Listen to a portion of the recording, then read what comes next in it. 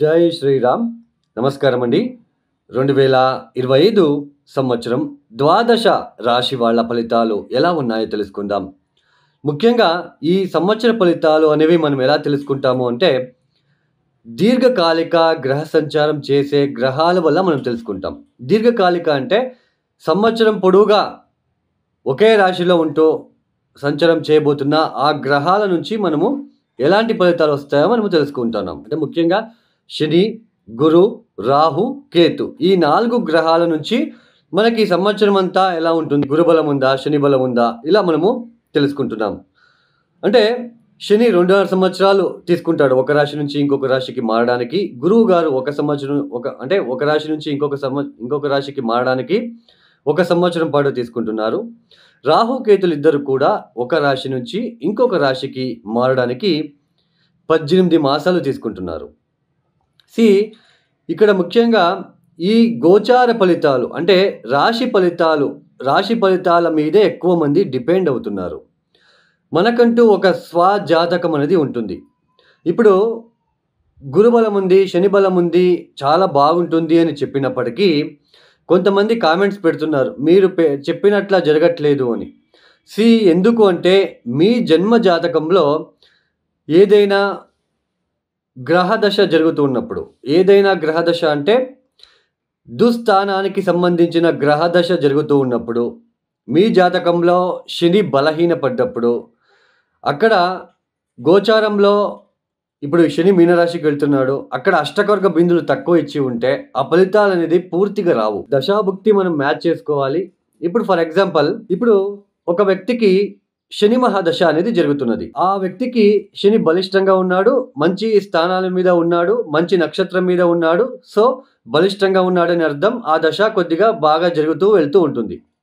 అలా ఆ దశాభుక్తి జరుగుతూ ఉన్నప్పుడు సపోజ్ మధ్యకాలంలో కానీ లేదా ఎప్పుడైనా సరే ఆ దశాకాలం పీరియడ్లో ఏళ్ళనాటి శని వచ్చినప్పుడు కొద్దిగా డిస్టర్బెన్స్ ఫీల్ అవ్వడానికి ఛాన్సెస్ ఉంటుంది.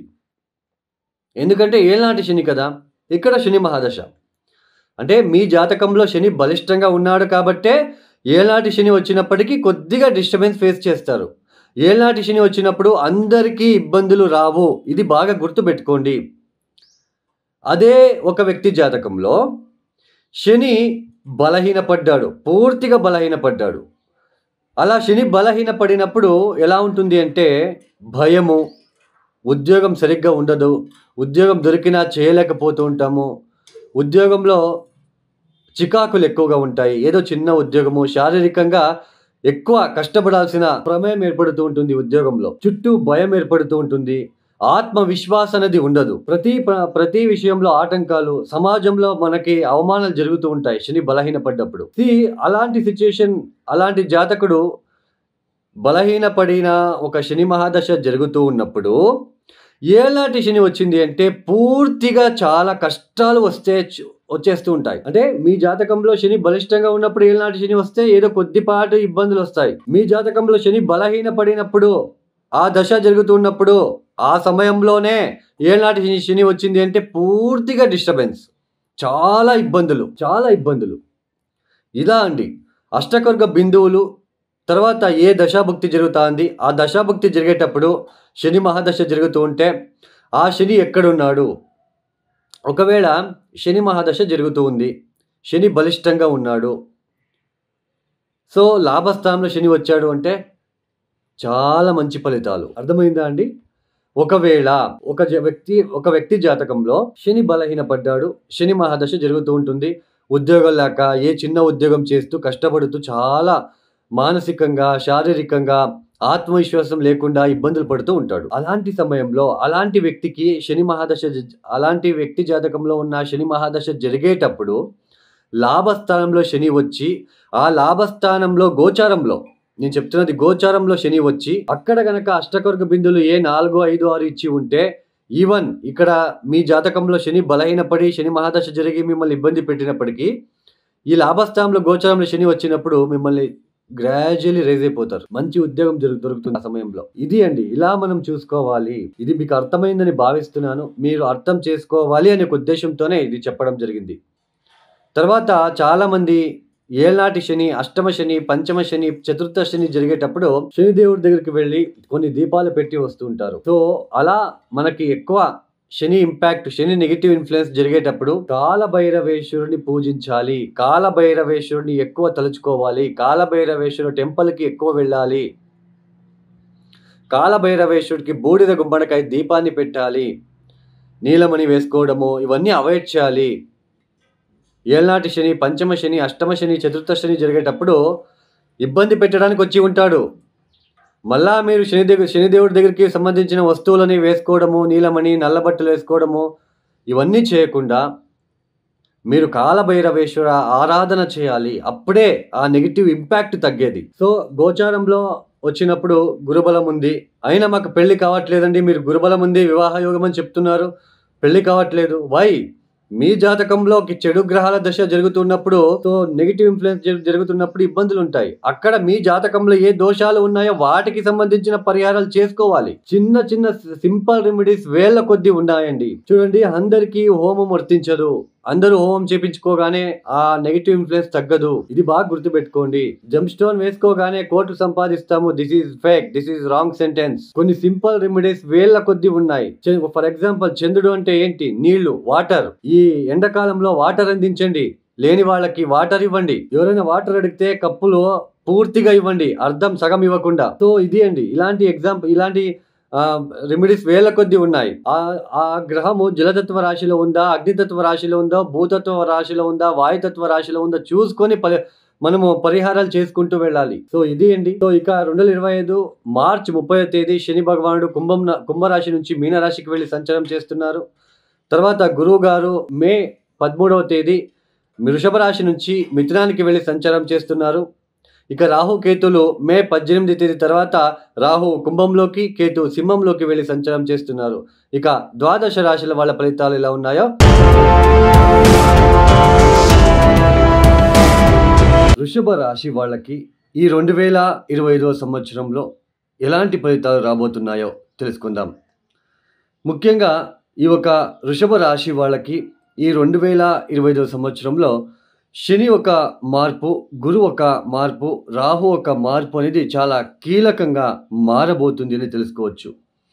ముఖ్యంగా శని భగవానుడు 2025 మార్చ్ 30వ తేదీ నుంచి మీనరాశి, అంటే మీ జన్మరాశి నుంచి లేదా జన్మ లగ్నం నుంచి లాభస్థానంలో సంచారం చేయబోతున్నారు. గురువు గారు 2025 మే 13వ తేదీ తర్వాత మీ జన్మరాశిని వదిలి ద్వితీయ స్థానమైన మిథున రాశికి వెళ్ళి సంచారం చేయబోతున్నారు. ఇక రాహు కేతువులు 2025 మే 18వ తేదీ తర్వాత రాహు కుంభంలో, కేతు సింహరాశిలో సంచారం చేయబోతున్నారు. చూడండి, ఈ వృషభ రాశి లేదా వృషభ లగ్నం వాళ్ళకి శని నవమాధిపతి, దశమాధిపతి, సంపూర్ణమైన రాజయోగకారక గ్రహం అవుతుంది. ఈ రాజయోగ కారక గ్రహం వచ్చేసి లాభస్థానంలో సంచారం అనేది చాలా మంచి ఫలితాలని తెచ్చిపెడుతుందండి. ఈ సమయంలో గనక ఈ వృషభ రాశి లేదా వృషభ లగ్నం వాళ్ళకి శని మహాదశ గనక జరుగుతూ ఉంటే, ఒకవేళ మీ జన్మజాతకంలో శని బలహీనపడి ఉన్నప్పటికీ ఇప్పుడు గోచారంలో లాభస్థానంలో వస్తున్నాడు. చూడండి, ఇప్పుడు శని మహాదశ జరుగుతుంది. ఆ వ్యక్తికి శని బలహీన పడ్డాడు, జాతకంలోనే బలహీన పడ్డాడు. వృషభ రాశి వృషభ లగ్నంలోనే పుట్టాడు అనుకోండి, శని బలహీన పడ్డాడు. సో శని రాజయోగకారకుడు కాబట్టి శని ఇచ్చే ఫలితాలు చాలా ఇబ్బందిగా ఉంటాయి. అంటే బలహీన పడ్డాడు కాబట్టి, రాజయోగకారకుడైనప్పటికీ ఆయన బలిష్టంగా ఉంటే అద్భుతంగా మంచి ఫలితాలు ఇస్తాడు. మంచి జాబు, బిజినెస్ వైజు, పొలిటికల్గా ఎదగడము ఇలాంటివన్నీ ఉంటుంది. అయితే శని బలహీన పడినప్పుడు ఈ ఒక శని మహాదశలో చాలా కొద్దిగా కష్టము ఇవన్నీ కూడా పడుతూ ఉంటారు, ఈవెన్ యోగకారకుడైనా. సో అలా దశాభుక్తి జరుగుతూ ఉన్నప్పుడు ఈ శని ఇట్లా లాభస్థానంలో వెళ్ళి అక్కడ అష్టకర్గ బిందువులు గనక ఎక్కువ ఇచ్చి ఉంటే, అష్టకర్గ బిందువులు అంటే ఏంటి? ప్లానెట్ ఒక స్ట్రెంగ్త్. ఆ ప్లానెట్ ఆ రాశిలో ఎలాంటి స్ట్రెంగ్త్ ఉంటుంది, ఎంతవరకు స్ట్రెంగ్త్గా ఉంటుంది అనేది తెలుసుకోవచ్చు మనం అష్టకర్గ బిందువుల ద్వారా. ఈ ఒక పీరియడ్లో శని మహాదశ జరుగుతూ ఉండి వాళ్ళకి ఆ దశ యోగించక ఇబ్బంది పడుతున్న వాళ్ళు, రాజయోగకారకుడైనా బలహీన పడి ఉంటే మళ్ళీ ఏం చేయలేం కదా, ఆయన ఇచ్చే ఫలితాలను ఇవ్వలేడు, ఎందుకంటే ఆయన బలహీనంగా ఉంటాడు కాబట్టి. ఇప్పుడు మీ దగ్గర డబ్బు ఉంటేనే కదా ఎవరికైనా అడిగితే ఇచ్చేది. అలాగనే శని మన జాతకంలో బలిష్టంగా ఉంటేనే కదా ఆయన కూడా మనకి మంచి ఫలితాలు ఇచ్చేది. సో, శని దశ జరుగుతూ ఉంటే లాభస్థానంలో ఇప్పుడు వెళ్తున్నాడు కాబట్టి, సో, ఇన్ని రోజులు వ్యాపారంలో కావచ్చు, ఉద్యోగంలో కావచ్చు మీరేమైనా ఇబ్బందులు పడినప్పటికీ ఇక మీద మార్చి తర్వాత అయితే అటువంటి ఇబ్బందులు రావండి. ఉద్యోగంలో ఆకస్మికంగా బదిలీలు కావచ్చు, మంచి మంచి జాబ్స్ రావడం కావచ్చు, బిజినెస్‌లో ఎస్పెషల్లీ స్క్రాప్ ఐరన్, తర్వాత శనికి సంబంధించింది కాంట్రాక్టర్ కావచ్చు, కోల్ రిలేటెడ్ కావచ్చు, మిషనరీ కావచ్చు, ఇలాంటి బిజినెస్ ఎవరైతే చేస్తూ ఉంటారో వాళ్ళకి మంచి అభివృద్ధి అనేది మీకు ఇక్కడ కనిపించడానికి అవకాశాలుంటాయి. అష్టకవర్గ బిందులు చాలా ఇంపార్టెంట్. అక్కడ లాభస్థానంలో ఎన్ని బిందులిచ్చావి, ఒకవేళ 0, 1, 2 ఇచ్చి ఉంటే కొద్దిగా మీడియంగా ఫలితాలనేది వస్తాయండి. పెద్దగా ఫలితాలు రావు. 4, 5, 6 ఇచ్చి ఉంటే అద్భుతంగా ఫలితాలొస్తాయండి అలాంటి వాళ్ళకి. మీ జన్మ జాతకంలో శని మీనరాశికి ఎన్ని ఇచ్చాడో అష్టకవర్గ బిందులు అనేది తెలుసుకోండి. అయితే మొత్తానికి శని లాభస్థానంలో సంచారం అయితే మీకు చాలా అద్భుతంగా, చాలా అభివృద్ధిదాయకంగా ఉంటుందని తెలుసుకోవచ్చు. పైగా ద్వితీయ స్థానంలో గురువు ఒక సంచారం ఏదైతే ఉందో మీకు సంపూర్ణమైన గురుబలం అనేది రాబోతున్నది. అయితే కొద్దిగా గ్యాస్ట్రిక్ రిలేటెడ్, ఇంట్లో కొద్దిగా కుటుంబ సంబంధమైన చికాకులు చిన్నపాటి, ఎందుకంటే చతుర్థ స్థానంలో కేతు కూడా ఉంటున్నాడు కాబట్టి ఈ యొక్క తల్లికి ఆరోగ్య విషయంలో ఇబ్బందులు కావచ్చు. ఇలాంటి కొద్దిగా ఇబ్బందులు వచ్చే సూచనలు, వెహికల్ రిలేటెడ్ ఇబ్బందులు, సో ఇలాంటివన్నీ వచ్చే సూచనలు ఉంటాయి. అయితే దశమ స్థానంలో రాహుల్, దశమాధిపతి లాభస్థానంలో ఉద్యోగం లేని వాళ్ళకి ఉద్యోగం రావడము, ఉద్యోగంలో అభివృద్ధిదాయకంగా ఉండడము, ఆర్థికంగా అభివృద్ధి చెందడం లాంటివి మంచి ఫలితాలు వస్తాయి.